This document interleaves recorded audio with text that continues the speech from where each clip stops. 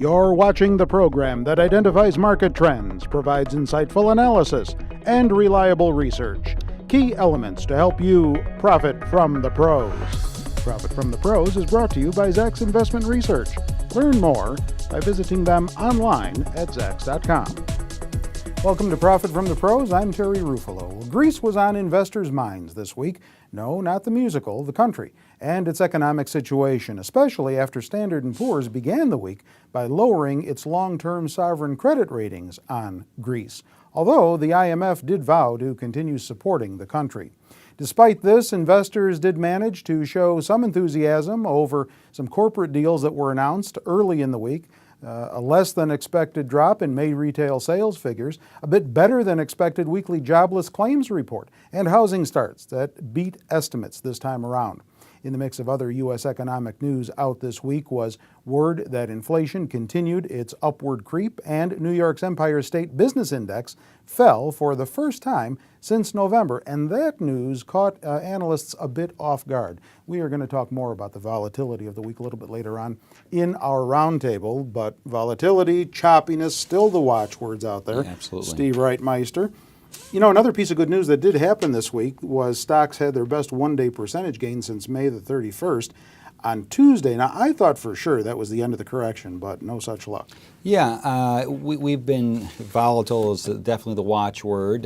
We ran up then, we came plummeting back down on Wednesday, we had a choppy day on Thursday, and Friday we're back up again. And it's really bulls and bears fighting it out for supremacy. I mean, so bears have had the mantle since May 1st, right? And we've had 6 straight weeks in the red, and there's some reasons for that. You know, there was some weaker economic news, but now at stocks trading at a discount and economic data not that bad, some of the bulls are saying, hey, there's some stocks attractively priced here. I want to get back in. And so this is why we're having this kind of churning as the bulls and bears wrestle it out for supremacy. All right. Earlier this week, you wrote an article that brings up some what-if scenarios. For example, what if this is just a bear market rally? What if things really don't get better for years? Or what if this is the start of a new generation of economic prosperity? So of those 3 that I mentioned, is there one that you think is most probable, most likely? Yeah, and definitely I have an answer for that, and that's the muddle through growth scenario, which is kind of somewhere between the middle of all these potential outcomes. But you know, one of the problems is that we have too many folks in our industry that absolutely put a flag in the ground and say we are absolutely going into recession, or we're absolutely going straight forward, but they really don't flesh out all the arguments. So I just wanted to analyze all 3 of the arguments, because there's always a possibility that one's going to happen, but there's always one that seems to have a higher probability. But we have to go through them all, and then what are the signs that we switch from the current one that I believe is muddle through growth, and what happens if it gets worse? You know, but the muddle through growth scenario is GDP around 2%, which is under the historical trend of about 2.7% for our country. But that's a sure a lot better than going into another recession. Yeah. Okay, and so that leads to gains on the employment front, ends to gains on consumer activity, to higher corporate earnings, and modestly higher stock prices, and that's what I'm expecting going forward. Okay, so let me be a little difficult here. Not that it's my nature, you understand. What if it's not muddle through growth, and instead, what if it is another recession that actually ends up happening here? How do you spot it, and how do you profit from it? Yeah, right now the data is less than expectations, but that's very different than saying that it's in negative territory. Okay, so most of the key economic indicators are still showing expansion. Even the GDP is showing expansion. ISM, manufacturing and services, which are some key indicators, all of them are showing expansion. They're just coming in less than expected. So if they switch into negative territory, okay, in particular the ISM, which is a good leading indicator of where GDP will be, then we should be a little bit more concerned, and it could mean recession is coming up. And if that's the case, then stocks will definitely head lower. So investors need to be patient here? Yeah, well, I think the trend is your friend till proven otherwise. Okay, so you have 2 years of expansion, you have 2 years of corporate earnings going up, And I think that's maybe one of the best indicators of where the health of the economy is and what we as investors should do. So until that tide changes, though, we have to assume that trend is still in place. So we watch for the signs of the other. Okay. Mm-hmm. Right now, I think muddle through and a modest expansion is what's in the mix, and then we play that out until proven otherwise. And that has always historically been the right way to go. It's the people who jump out, and they go to 100% cash right at the slightest sign of one or two bad or modest economic reports. Those are the people who don't come out right. You got to ride out the trend until the preponderance of the evidence shows where the economy is headed. So maybe patience is another watchword there. Yeah, patience, but right now it's very clear that muddle through is the case. Okay, more still ahead. Stay with us.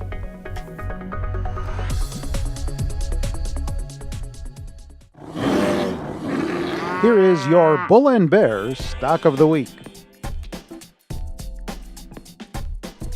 Well, an oil company and an office supply retailer make up this week's Bull and Bear of the Week. Shiraz Meehan back with us to give us the lowdown on each one. Cabot Oil and Gas Corporation is the oil company, but they're an oil and gas explorer, correct? That's right. The reason why we have them as the bull this week has got nothing to do with the oil part in their name. It is primarily because of the gas part. Okay. So they are an exploration and production company. Mm-hmm. The bulk of their production is natural gas. Now, folks may think that with so much natural gas floating around and natural gas prices at multi-year lows, why would anybody like to own an exploration and production company? But this is a company which has such an impressive production and reserve profile that the economics of their business would be very profitable even if natural gas prices dropped further. And the core of those assets is this shale play in the Northeast called Marcellus. I see. And they are the big kahuna there. They are producing a lot of natural gas in that region, and the trajectory of the growth that the company is producing from that region is extremely impressive. They had under 3 trillion cubic feet equivalent in reserves as of last year, and over the coming years, those proved reserves would be more than doubled. Wow. The per well economics of those Marcellus Shale production, and the key problem in Marcellus Shale right now is the ability to take that gas and then distribute it in terms of pipeline storage facilities and the like. Okay. And the infrastructure is falling in place this year and next. So they'll have 30% production growth this year, north of 30% in 2012. They should be fully cash flow positive, free cash flow positive next year, meaning they'll produce enough cash flow to cover their capital expenditure needs. Overall, an extremely good story in the natural gas space. Quickly, though, doesn't this high natural gas exposure raise its sensitivity to the gas price fluctuations? It does. It is a play on natural gas, but their ability to produce natural gas and have good economics irrespective of natural gas prices is the positive in the story. Okay. The office supply retailer, Staples, certainly a name a lot of people are familiar with, but this company's had problems for a while. They do, but within the office retail space, Staples is a standout performer otherwise, relative to Office Max, relative to Office Depot. Mm-hmm. And because of that, the macro headwinds that are weighing on the entire space, they have relatively been less affected by that. But they had a lousy first quarter numbers, they guided lower, but they maintained the long-term margin, same-store sales, and top-line growth projections. And my projection is that those guidance and those projections may not come through. The headwinds that are weighing on the office retail space in continued job pressures, the labor market being weak, mm-hmm. and secular problems in the office retail space in terms of more automation, more technology, more private brand products stocks. All of those things are weighing on Staples and the others. All right, more stock talk right here. And now, Stock Talk, analysis of stocks in the news. Well, the Wendy's Arby's Group announced this week that it's selling most of its Arby's unit to private equity firm Rourke Capital Group for about $130 million in cash, plus other considerations. And this in an effort to see if they can turn the roast beef restaurant around. We asked our crack stock strategists, Tracy Reinick and Mike Vodka, to take a closer look at the stock of the Wendy's Arby's Group, and they're here with us to do just that right now. So, Tracy, some would say that this is a situation whose time has finally come. Yes, I mean, they haven't made no bones about it that they wanted to spin off or sell the Arby's unit. It has been underperforming out of the two, but neither one has been all that going gangbusters. So management made the decision, we need to focus on one of them, we want to focus on Wendy's. So this announcement was, again, not a surprise. They actually got pretty good terms out of it, I thought. And this cash that they're going to get is going to be a nice cash infusion into the company to do the things they need to do with the Wendy's brand to really get it off and running. So what happens now? They take this Arby's restaurant into private equity. Right? So that doesn't take the stock off the market, though. No, Wendy's will keep trading as Wendy's stock. Solely Wendy's? Yes. Okay. So you're only going to own Wendy's, other than the 18% of Arby's that Wendy's will still maintain that you mentioned. Okay. So the focus is going to be solely on Wendy's. But, I mean, the analysts are all seeing this as a good thing because Arby's was dragging it down. And actually some of the estimates I've seen have been raised for the year already based on this deal. And they announced even before the deal that there was going to be a big rollout and a change in the menu.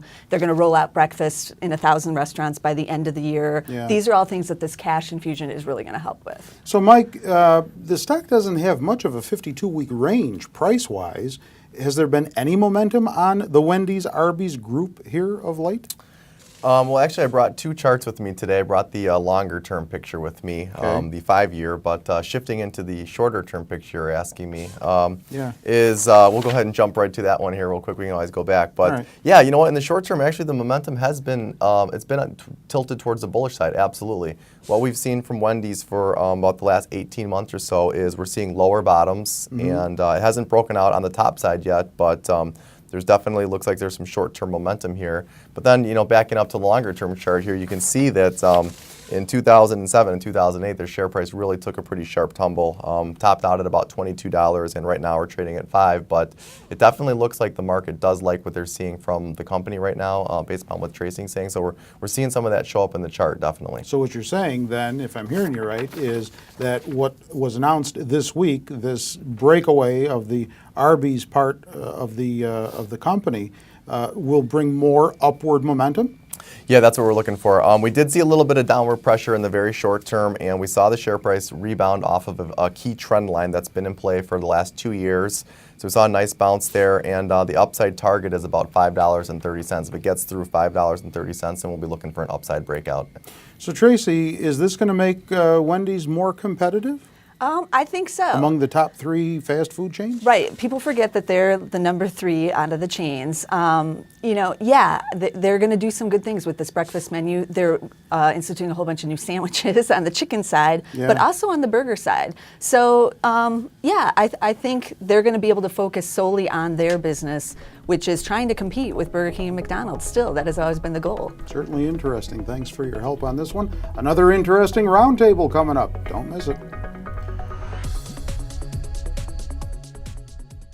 Welcome to the Zacks Roundtable Review, a discussion of current events affecting investors as well as other topics of financial interest, featuring the analysts and editors of Zacks.com.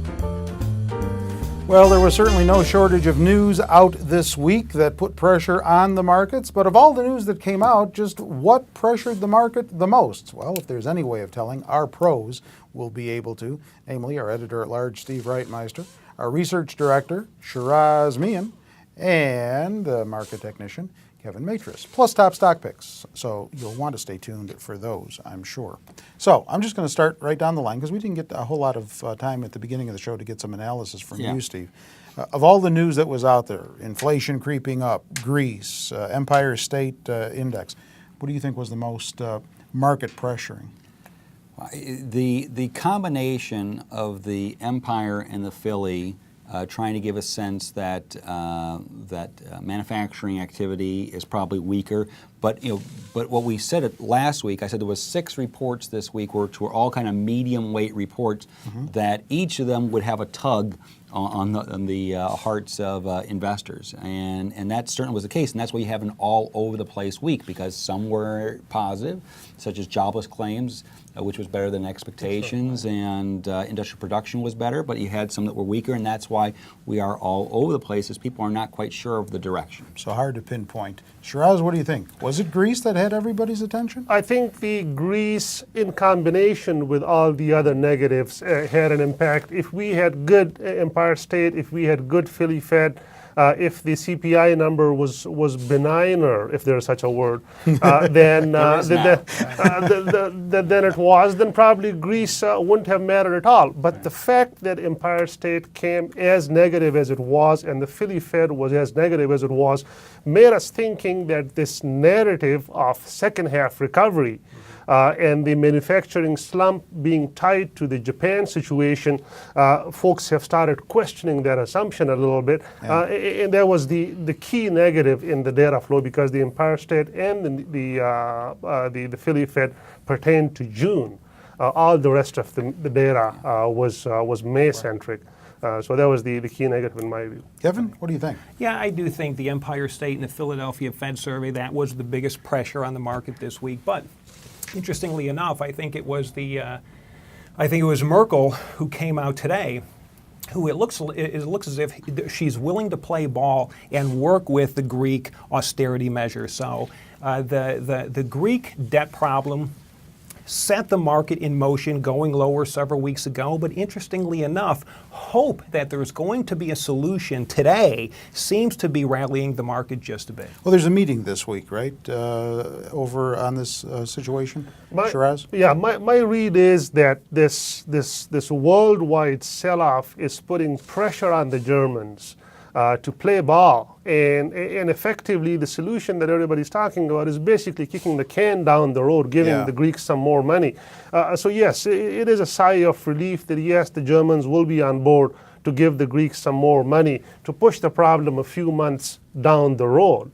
Than actually resolving it. So yes, the German Chancellor and the French President had a meeting, and the overall tone of the meeting was such that yes, they'll give them some money.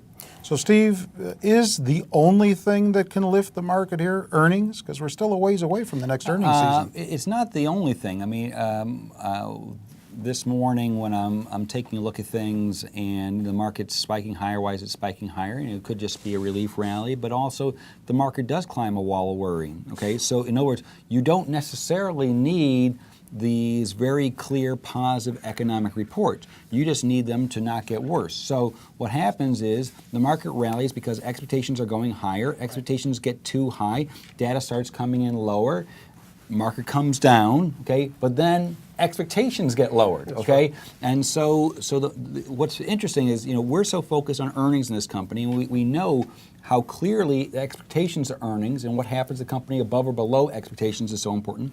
It's true with economic data. It's all a matter of perspective. We were thinking things were too hot. They're a little bit milder than that. Now people think that we might be headed back to recession, but the data's not there. And so anything that doesn't say recession might be a reason for the market to lift. Right. Okay. Kevin? I was just going to say, the Fed believes that the economy is going to get better in the second half, which is literally only a couple of weeks away. And I tend to agree that we will see the economy get better. So the market right now seems to really want to see some concrete evidence. But interestingly enough, it is this hope that the economy will get better that seems to be putting a support in the market right now, and that is what's keeping it from collapsing at this point. Well, Steve, you wrote earlier this week that we have to see a violent move down to show capitulation as far as the S&P is concerned, right?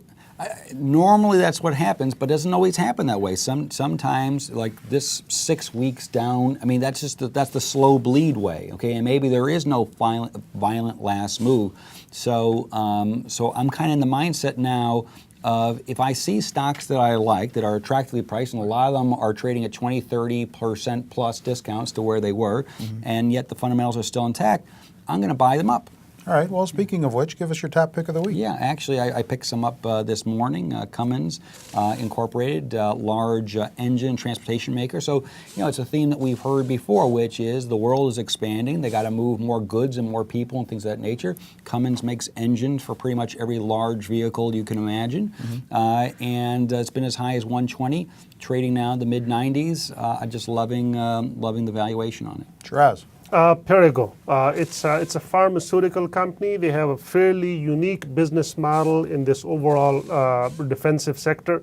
They are the leader in the over-the-counter store-branded pharmaceuticals. So when you get the non-branded Tylenol or the non-branded other drugs in a CVS or in a green Walgreens, this is the Perrigo product. About 80% of their revenue comes from this market segment. The growth outlook is very good. This is a steady-as-you-go company, and I think it's very well positioned. All right, Kevin M. I'm going to give you a stock, and if time, I'm going to give you a prediction. All right. Anyways, mine is Cogent Communications, ticker CCOI. They're in the internet services industry. They service big businesses and this kind of thing.